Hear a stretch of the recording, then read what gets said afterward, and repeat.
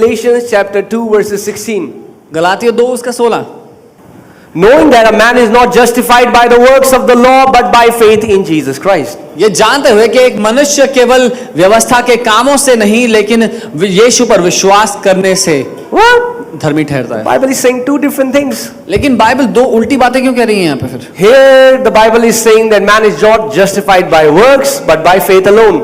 यहाँ पर बाइबल कह रही है कि मनुष्य केवल कामों से धर्मी नहीं ठहरता व्यवस्था के, लेकिन विश्वास करने के द्वारा यीशु In पर। the book of James we read, James is saying if you don't have works then your faith is dead, it's of no use. और याकूब कह रहे हैं कि अगर काम नहीं है तो तुम्हारा विश्वास मरा हुआ है। So the question is, so that person asked the question, why is this difference? तो व्यक्ति का ये सवाल है कि ये फर्क क्यों है फिर? Okay. So guys, understand, please hear carefully. ध्यान से सुनिएगा, Works of the law and works of faith are different. व्यवस्था के काम और विश्वास के काम दोनों अलग अलग चीजें हैं। Okay? Because here we read in Galatians 2:16, Paul is saying that you cannot be justified by the works of the law. गलातियों 2:16 में पौलुस कह रहे हैं कि कोई भी व्यवस्था के काम करके धर्मी नहीं हो सकता। There are more than 600 commandments in the Old Testament. 600 से ज्यादा मुख्य आज्ञाएं हैं पुराने नियम में। The law demands works. व्यवस्था आपसे मांगती है कि आप काम करें। Okay? The law had different commandments that you had to follow. व्यवस्था में अलग अलग आज्ञाएं हैं जिसकी आवश्यकता है पूरा किए जाने की।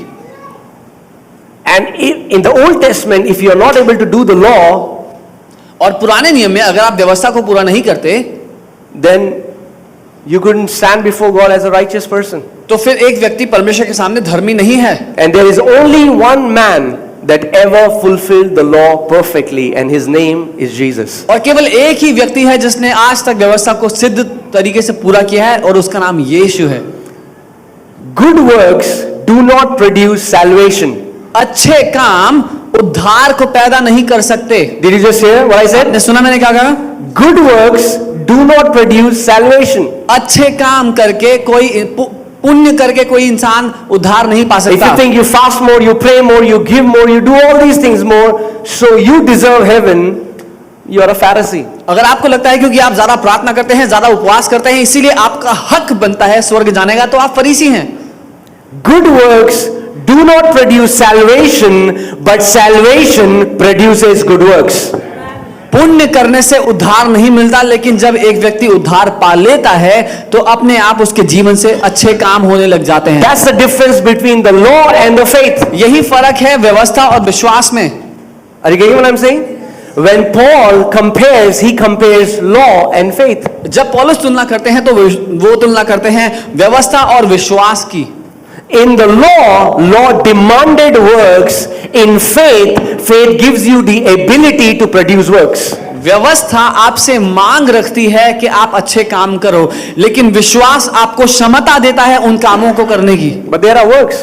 लेकिन काम तो फिर भी हैं। Many people who hear grace teaching, they think, oh man, now there are no works. बहुत से लोग जो अनुग्रह की शिक्षा को सुनते हैं वो कहते हैं अच्छा अब तो कुछ करना ही नहीं है। I had a friend, his dad heard grace teaching and he stopped going to office. मेरे एक दोस्त के पिता ने अनुग्रह का संदेश सुना कि अब विश्राम करना है, तो उन्होंने ऑफिस जाना बंद कर दिया। That is not what rest means. ये नहीं है विश्राम का मतलब। Guys, are you getting what I'm saying? When you have genuine faith will be manifested through works. But not the works of the law. एक सही विश्वास के कामों को भी पैदा करेगा, व्यवस्था के कामों को नहीं। Amen. Let's read John chapter 5 verses 17. यूहन्ना 5 उसके 17 को पढ़ते हैं हम। John chapter 5 verses 17. यूहन्ना 5 उसका 17। Jesus answered them, my Father has been working until now and I have been working. यीशु ने कहा मेरा पिता अभी तक काम कर रहा है और मैं भी काम कर रहा हूं। Oh, so Jesus also worked. अरे यीशु ने भी काम किया। Guys, are you getting what I'm saying? आप समझ रहे हैं? Bible says he was full of grace and truth. Bible कहती है यीशु अनुग्रह और सत्य से भरा हुआ है। But he also worked. लेकिन उसने भी काम किए। But he did not work to be accepted by the Father. लेकिन उसने इसलिए पुण्य के अच्छे काम नहीं किए कि पिता उसको ग्रहण कर ले। In this context, Jesus healed a person and that's what he was saying. My Father has been working and so I have been working. जहां यीशु ने इस बात को कहा है वहां पे उन्होंने एक बीमार को चंगा करके कहा कि मेरा पिता भी काम कर रहा है और मैं भी काम कर रहा हूं। Suppose, for example, a person says, I love Jesus. मान लीजिए कोई कहता है मुझे यीशु से प्यार है, Oh, he's my everything. ओ मेरा सब कुछ है। He doesn't want to come to fellowship. वो संतों की संगति में आना नहीं चाहता, Doesn't want to give anything for the kingdom. वो राज्य के लिए कुछ देना नहीं चाहता, He doesn't want to go out, preach the gospel. वो बाहर जाके सुसमाचार सुनाना नहीं चाहता। Then I somehow doubt if his faith is a genuine तो faith. फिर मुझे शक है कि उसका विश्वास सच्चा है And कि that's what James is saying. नहीं। ये है जो याकूब कह रहे हैं। He's saying, वो कह रहे हैं if you have genuine faith, अगर तुम्हारा- that faith will be accompanied with works. अगर तुम्हारा विश्वास असली है ना तो उस विश्वास में से फिर काम भी पैदा होंगे विश्वास। Not that if you are working, ये that नहीं means you will earn faith. ये नहीं कि कोई काम करके विश्वास कमा सकता है। Okay, let me try to give an example. Okay, you go to a restaurant, मैं एक उदाहरण देता हूँ। आप रेस्टोरेंट गए, a fine dine one. एक बढ़िया जगह जहाँ खाना A मिलता waiter comes to you, है। वेटर आता है आपके पास, serves you food. आपको खाना देता है, परोसता है। Now that is awesome, right? अच्छा होता है नहीं? Yeah. Good. He did that because that was demanded from him.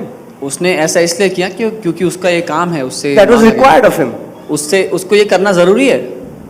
But what if you go home and your kids prepare a meal for you and they come and serve you food? लेकिन क्या होगा जब आप अपने घर पहुंचे तो आपके बच्चों ने आपके लिए खाना बनाया और लाके आपको खाना परोसा। Now they didn't do that because they are waiters, they did that because of love. उन्होंने ये इसलिए नहीं किया क्योंकि वो बैरे हैं, लेकिन इसलिए क्योंकि उन्होंने आपसे प्यार किया।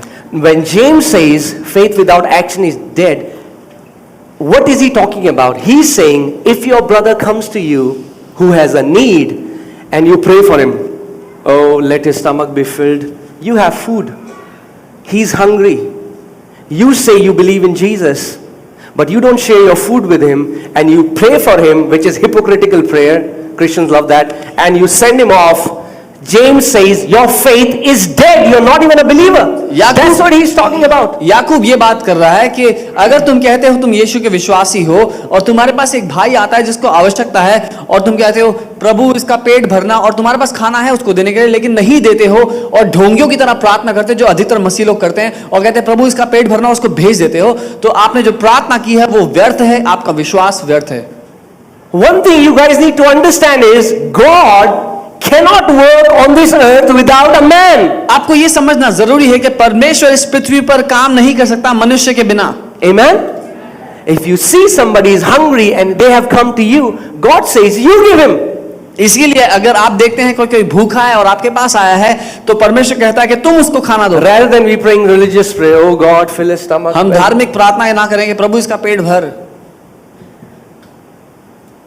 Are you guys getting what I'm saying? James here is talking about the works of faith, or you can call it works of love. The law of love. You remember I gave a teaching on the law of love? याकूब यहाँ पर बात कर रहा है विश्वास के कारण जो काम उत्पन्न होते हैं एक व्यक्ति के जीवन से उनकी, या अगर आपको याद हो तो मैंने प्रेम की व्यवस्था के बारे में सिखाया था एक बार। Amen? तो वो प्रेम के द्वारा जो काम पैदा होंगे आपके जीवन में उनकी बात कर रहा 1 John 3:18. है। पहला यूहन्ना 3 उसका 18। 1 John 3:18. When you're there, say amen. पहुंच गए तो आमीन बोलना।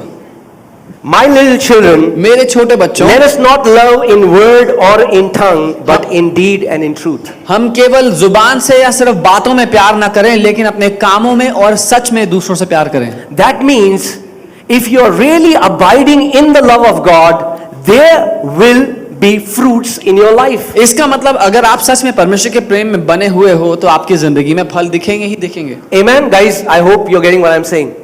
Works here are the fruit, they are not the root. In the Old Testament, works were the root. If you have works, then you will have righteousness as fruit. In the New Covenant, you have righteousness as the root, and then you have good works as the fruit. So फर्क समझिए, पुरानी व्यवस्था के मुताबिक अगर अच्छे काम करोगे तो परमेश्वर के सामने धर्मी बनोगे, लेकिन नए नियम के मुताबिक परमेश्वर ने आपको धर्मी बना दिया है, अब आपके जीवन से अच्छे काम होने जरूरी हैं। Amen?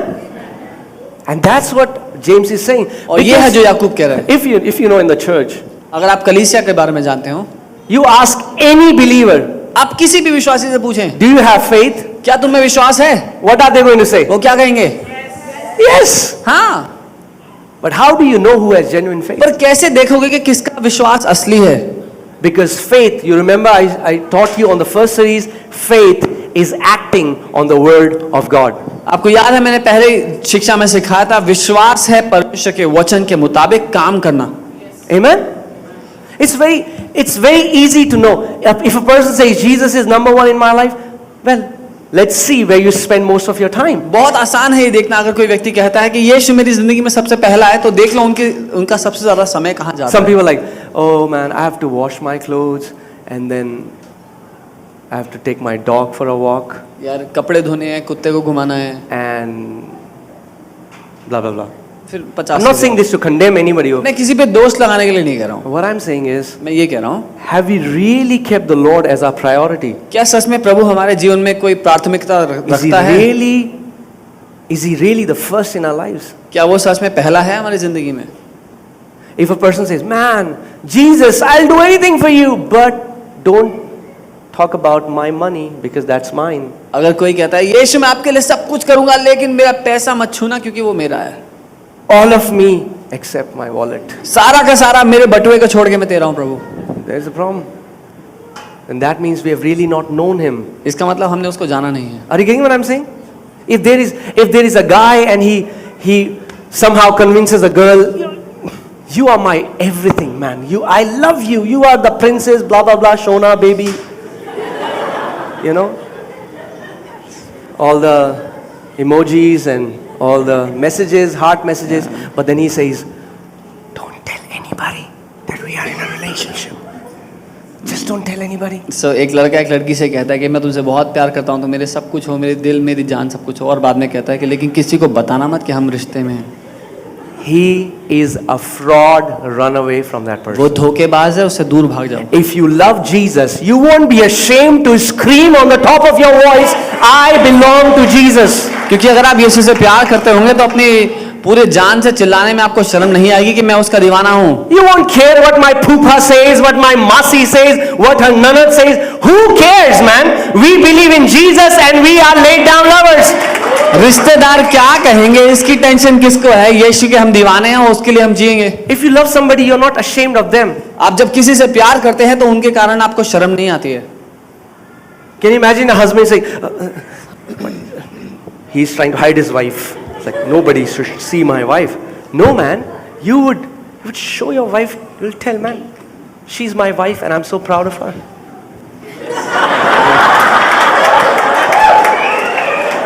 कोई भी अपनी पत्नी को छुपा करके नहीं ले जाएगा, बल्कि हर एक को गर्व होगा कि ये मेरी पत्नी है।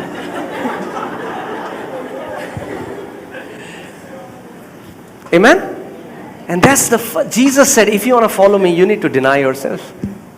और इसीलिए यीशु ने कहा अगर मेरे पीछे चलना चाहते हो तो अपने आप का इनकार करना Where पड़ेगा, he becomes number one in our life. जब वो हमारी जिंदगी में पहला स्थान धारण So कर guys, लेता है। did you get the difference? आपको फर्क समझ में आया? There are works in the new covenant, but they are works of faith or works of love, not the works of the law. नए नियम में जो काम है वो धर्मी बनने के लिए नहीं, लेकिन वो विश्वास के द्वारा प्रेम के लिए किए जाने वाले काम Nobody is हैं। telling you to go and get circumcised. कोई आपसे Nobody- खतना कराने के लिए नहीं कह रहा है। Nobody is saying offer birds and animals as sacrifice. कोई आपसे नहीं कह रहा है पक्षी और बैल पशु चढ़ाएं। No, but Jesus is saying a new commandment that I give you, यीशु कह रहा that है- you love one another. यीशु कह रहा है मैं एक नई आज्ञा देता हूँ कि एक दूसरे से प्यार करो। How? कैसे? Open your WhatsApp. अपना व्हाट्सएप खोलो, Love you, love you, love you, love you. Love you लिख दो। That's how people love, right? ऐसे लोग प्यार करते हैं एक दूसरे को, That's not love. लेकिन वो प्यार नहीं है।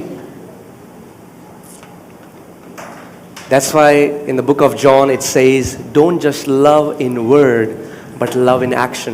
इसीलिए प्रेरित यूहन्ना लिखते हैं कि केवल जुबान से या बातों से प्यार नहीं, लेकिन अपने कामों से प्यार। So if I really love Jesus, तो अगर मैं सच में यीशु से प्यार करता हूँ it will be shown in my life in action. तो मेरी जिंदगी में वो नजर आएगा मेरे कामों के द्वारा। Amen? आमेन।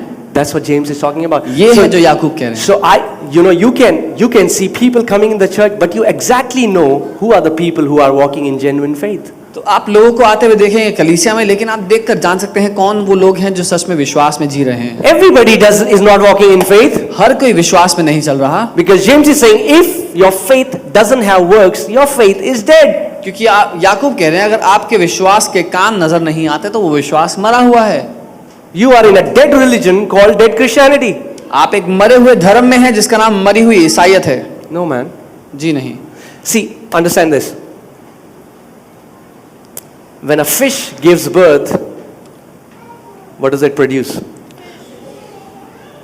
Right? जब एक मछली जन्म देती है तो किसको जन्म देती है? मछली। Now, the mother fish अब जो मम्मी फिश है doesn't say, वो ये नहीं कहती hey, daughter fish, कि बेटी मछली you have to go for the swimming classes. तुम्हें तैराकी की शिक्षा के लिए जाना Like पड़ेगा। Yashuk and Khushbu went for swimming जैसे classes. याशुका और खुशबू गए थे, There is a very good instructor. बहुत अच्छे प्रशिक्षक हैं एक। No, because it's natural for fish to swim. When you are born of God, it's natural for you to give. It's natural for you to love. It's natural for you to pray. The works will flow out of your being because you are born of God. सो एक मछली के लिए स्वाभाविक है कि वो पानी में तैरे, वैसे ही जैसे जब आपने नया जन्म लिया तो बाइबल कहती है हमने परमेश्वर में से पैदा हुए हैं। जब आप परमेश्वर से पैदा हुए तो आप अपने आप स्वभाव से ही देना जानते हैं, प्यार करना जानते हैं, प्रार्थना करना जानते हैं। ये सारे काम आपके स्वभाव से ही आपसे बहने चाहिए। Amen? Not that God is demanding works from you, ये नहीं but कि- it flows out of your being because you want to do something for your daddy. ये नहीं कि परमेश्वर आपसे मांग रख रहा है कि तुम्हें ये करना पड़ेगा, लेकिन इसलिए क्योंकि हम उसके द्वारा पैदा हुए हैं, उससे प्यार करते हैं, इसीलिए ये काम अपने आप हमसे उत्पन्न होते हैं। If the love of God is flowing in our heart, it's for Him, it's for each other, then why would you not want to meet each other? अगर परमेश्वर का प्रेम जो हमारे अंदर से बह रहा है वो हमारे लिए, उसके लिए, आपस में एक दूसरे के लिए, तो क्यों प्यार नहीं करेंगे? You know, there is one word I don't find in the Bible, एक बात जो मुझे बाइबल में नहीं मिलती है, that is personal space. वो है मुझे मेरा व्यक्तिगत स्पेस चाहिए। It's not there in the Bible. Bible में नहीं है। I mean, like, I love you, bro, but that's the place. Don't cross that line because this is my personal space. I don't want anybody intruding it. हाँ भाई, मैं तुमसे प्यार करता हूँ लेकिन ये मेरा व्यक्तिगत स्पेस है, इसमें किसी को आने की अनुमति नहीं है। Do you know how the New Covenant church loved each other? Bible says they did not even had any personal properties. Now we are not saying that you do that. और बाइबल बताती है कैसे नए नियम की कलीसिया ने एक दूसरे से प्यार किया। बाइबल कहती है उसमें किसी के पास व्यक्तिगत जायदाद नहीं थी। हम ये नहीं कह रहे जाके जायदाद बेच दो। There was an action to what they believed. लेकिन उस बात में काम था जो वो विश्वास करते थे। In Luke 19, when Zacchaeus had an encounter with Jesus, and the moment he met Jesus, Jesus did not tell him, Zacchaeus, you have been a liar and you have been a robber. I want you to give back to people. Jesus didn't say that. जब जकई का आमना सामना यीशु से हुआ तो यीशु ने जकई को ये नहीं कहा, जकई झूठे जिंदगी पर झूठ बोल के पैसे कमाता है, जा सबको पैसे लौटा। यीशु ने ये नहीं कहा उससे। No. Let me tell you one thing. मैं What एक बात law can never do, in love it will flow naturally out of you. जो व्यवस्था जानने के बावजूद आप नहीं कर पाए, प्यार में अपने आप वो आपसे होने लग जाएगा। Amen? In the old covenant, when that person came to Jesus and he wanted law, he said, Rabbi, I've been following all the commandments from my childhood. और वो व्यक्ति जब यीशु के पास आया और वो पुराने नियम की सारी आज्ञाएं मानता आया, कहता कि शिक्षक मैं तो सारी आज्ञाएं मानता हूं। He was like this. वो अपने कॉलर चढ़ा के आया था यीशु के पास। So Jesus gave him another commandment. तो यीशु ने उसको एक और आज्ञा दी। He said, go sell everything that you have, give it to poor, and then follow me. बोला तेरे पास जो कुछ है जा बेच और फिर मेरे पीछे आ। And he was so sad. और वो बहुत दुखी हो गया। But in the new covenant, लेकिन नई वाचा में all of these people sold everything that they had and they lived together. How could they do it and he could not? इन लोगों के पास जो कुछ था इन्होंने सब कुछ बेच दिया और साथ मिलकर रहने लगे। ये लोग कैसे कर पाए और वो व्यक्ति क्यों नहीं कर पाया? Because in that person was asked from the law demands it, in the faith produces it. क्योंकि उस व्यक्ति से आज्ञा ने मांग रखी। व्यवस्था हमेशा मांग रखता है लेकिन विश्वास उस काम को पैदा करता है। So many people say, if you see a person coming to you and he's really in need, not in greed, Many Christians would go to another person and say, I want to buy iPhone, can you give me? No. In need. Say in need. Not in greed. If you see your brother is hungry, he has not eaten from days, you don't need to hear God to give him food. That's hypocrisy. Are you getting what I'm saying? Many people say, I didn't do anything because I didn't hear God say anything. Well, then read the word. So अगर आपके पास आपका भाई आता है और आपको दिख रहा है कि वो ज़रूरत में है, लालची है तो नहीं, ऐसा नहीं कि कोई आ रहा है मुझे आईफोन चाहिए भाई पैसे दे दो, लालच के लिए नहीं, अगर आपको दिखता है कोई आवश्यकता में है, ज़रूरत में है, तो आप उसके लिए, अगर वो भूखा है तो उसके लिए खाना दे, उसकी मदद करें। ये ना कहें कि जी मैंने प्रभु से कुछ सुना नहीं इसलिए मैंने कुछ किया नहीं। अगर प्रभु से कुछ नहीं सुना तो वचन पढ़ो जाके प्रभु ने क्या कहा है। Amen? What happened with the life of Paul? पौलुस की जिंदगी में Before he was Saul. Saul बनने से Has an encounter with Jesus, जब वो सॉल completely था, transformed. उसका आमना सामना यीशु से हुआ और वो पूरी तरह बदल गया। Amen? So many times when people, some words have bad reputation in church. कलीसिया में कई शब्दों की बहुत बुरी Now, हैसियत है, especially now when people are learning about grace, बहुत बुरी हैसियत words like work. जैसे काम करना, जो Work, man, work. अरे कामों की बात कर रहे हो आप। Work.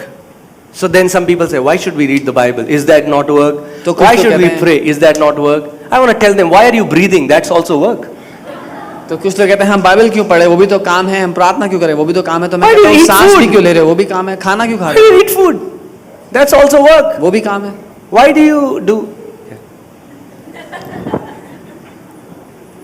Yeah.